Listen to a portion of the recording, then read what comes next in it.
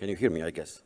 Hello, everyone. My name is Slawomir Paski, as it was said already. I'm CEO and founder of Neti, a blockchain software development boutique from Poland. And today I came to share my experience related to building a software product, because I'm 20 years in that industry. And my assistant today will be this train car, which will help me to show you what I wanted to share. Okay, because I started 7 minutes later, let's start without any other delays. I have 5 advices for you, actually, and first one is really crucial. It's very common that business idea owners came to us and ask us for a price for a particular product or a copy of particular product. I always imagined a similar situation. Have you tried to build a Lego bricks without instruction? Or maybe have you tried to build a copy based on something that already was built? It's really challenging part. And from my perspective, if someone comes ask for price or comes ask for time range or anything else without giving us any particular instruction, it's like forcing us to do whole analytics. It's very time-consuming thing, and from perspective of people like me, not only but every software shop which will try to help you, which want to help you. If you have no documentation for your own product, if you have no white paper, have no goals, have no milestones, have no description of the idea which can be understood and transformed into estimation, this means lots of work, but also this means that you haven't put enough your own time, you haven't put enough your own engagement into project, and you ask me to do this.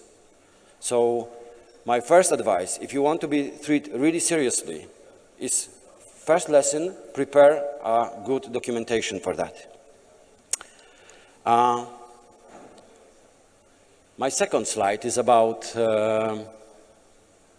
making your team aware of what you want to build, independently on if we are talking about dev team or we are talking about people who support you in another way. Maybe it could be lawyers, maybe it could be someone else.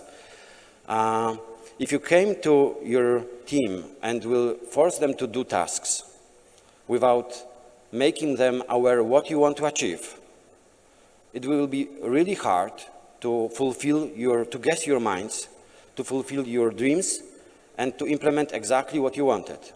So what will happen if you make your team aware of what you do? First of all, they will perform any actions, any task way more consciously. Definitely, you will have more time. Also, you will have more time because you wouldn't need to micromanage every task. You wouldn't need to manage every description of the task. You can go to the vacation. It cannot happen if you do not share your vision with your people, with people who have to help you build your product. And finally, and probably most important thing, is a motivation. Especially with dev team, you know, those people are engineers. They like to figure out solutions. If you force them to just perform tasks, to just drag and drop tasks from to do to done, that's definitely not something that will motivate them. They cannot solve problems. You lock them, simply you lock them. So the picture here on this slide says, let people help you. If you won't do this, you will have to push your car alone. My next slide, if you have already a team which is involved, you can do more. You can establish the process. What I mean by establishing a process? You need to share with the team what exactly you expect from them, what you want to build with them, and how you want to build that thing. Another aspect of the same thing is using some software tools. It could be a project management tool, like, I don't know, I don't want to name any particular name because it's not an advert time.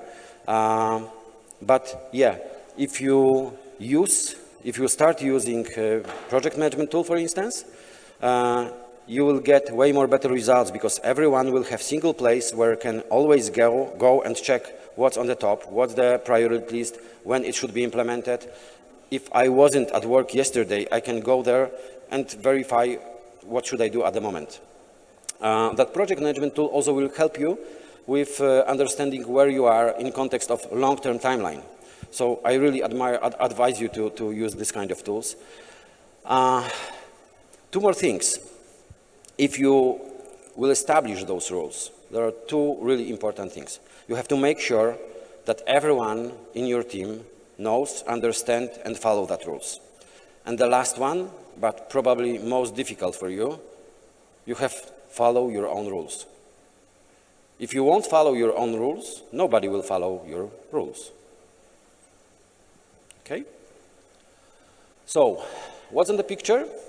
Those rules act as a railroad. If you try to push it in the different direction, you won't be successful. So that railroad will force you to go in the right direction. And this is exactly what the rules will give to your project. Yes.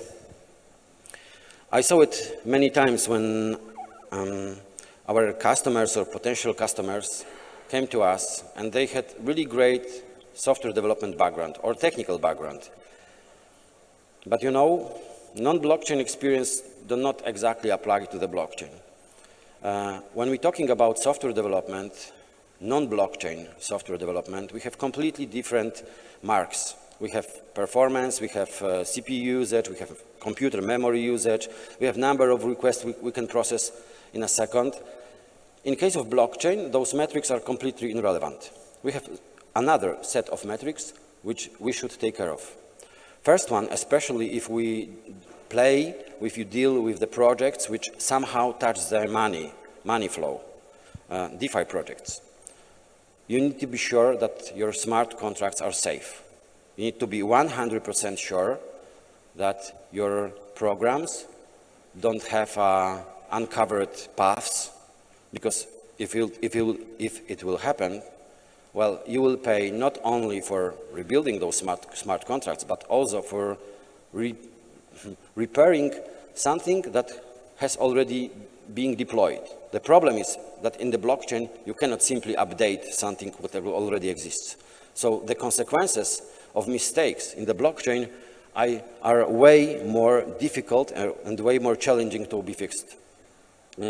Regarding the metrics, there are two other metrics which should be taken into account. First one is a cost of gas. You probably know, or maybe not, but every operation in the blockchain will cost you. So you have to optimize your software to be performed in that context. And you have to be aware of the issues which are on the chain you choose to build your solution. Without this, well, it will be really challenging to build something effectively. And thinking that I have experience in Java, so I can code Solidity, that's true. Solidity is not a problem. The problem is blockchain. Understanding blockchain is a really crucial part of building your project. Yeah, and my final slide. I always...